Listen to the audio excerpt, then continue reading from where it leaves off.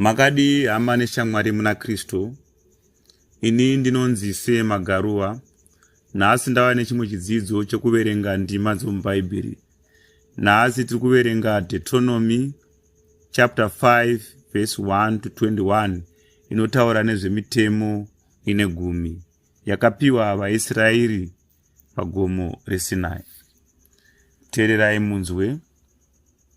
Zvino Mozisi akadana vaIsraeri vose akati kwavari, inzwai vaIsraeri zvakatemwa nezvakatongwa zvandinotaura nhasi muchizvinzwa, kuti muzvidzidze nokuzvichengeta mugozviita.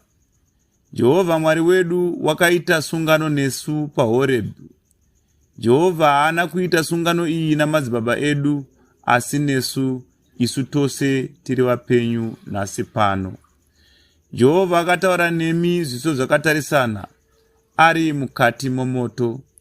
Nenguva iyo ini ndakanga ndimire pakati paJehovha nemi kuti ndikuzivisei shoko raJehovha, nokuti imi makanga muchitya nokuda kwomoto mukasakwira mugomo.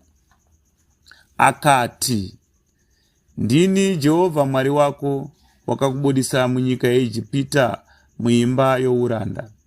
Usava nevamwe vamwari kunze kwangu. Usazviitira mufananidzo wakavezwa, kana uri mufananidzo wechinhu chiri kudenga kumusoro, kana wechiri panyika pasi, kana wechiri mumvura pasi penyika. Usapfugamira izvozvo kana kuzvishumira, nokuti ini Jehovha Mwari wako ndiri Mwari ane godo. Ndinorova vana nokuda kwezvivi zvamadzibaba avo kusvikira kurudzi rwechitatu norwechina rwavanondivenga, ndichiitira nyasha vane zviuru zvamazana vanondida, vanochengeta mirayiro yangu. Usareva zita raJehovha Mwari wako pasina, nokuti Jehovha haangaregi kupa mhosva unoreva zita rake pasina. Chengeta zuva reSabata rive dzvene sezvawakarayirwa naJehovha Mwari wako. Ubate basa mazuva matanhatu, uite mabasa ako ose, asi zuva rechinomwe iSabata raJehovha Mwari wako. Usatongobata mabasa naro, iwe kana mwanakomana wako, kana mwanasikana wako, kana muranda wako, kana murandakadzi wako, kana mombe yako, kana mbongoro yako, kana chimwe chezvipfuyo zvako, kana mweni wako uri mukati mamasuo ako, kuti muranda wako nomurandakadzi wako vazorore sewe. Unofanira kurangarira kuti newewo waiva muranda panyika Jehovha Mwari wako akakubudisa nechanza chine simba noruoko rwakatambanudzwa. Naizvozvo Jehovha Mwari wako wakakurayira kuti uchengete zuva reSabata.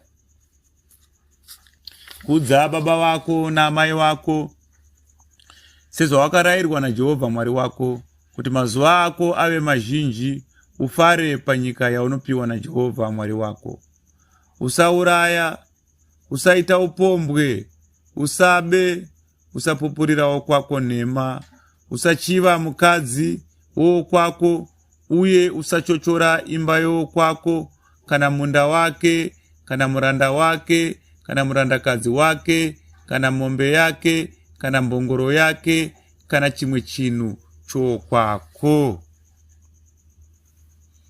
Aiwa, apa ndo panoperera mitemo ine 10 yakapiwa vaIsraeri pagomo reSinai, vachipiwa naJehovha Mwari wavo akavabudisa munyika yeIjipita mavakange vari varanda. Ndichadzoka zvakare nezvimwe zvidzidzo zvokuverenga ndima dzomubhaibheri. Ini wenyu Sema Garuwa, ndatenda.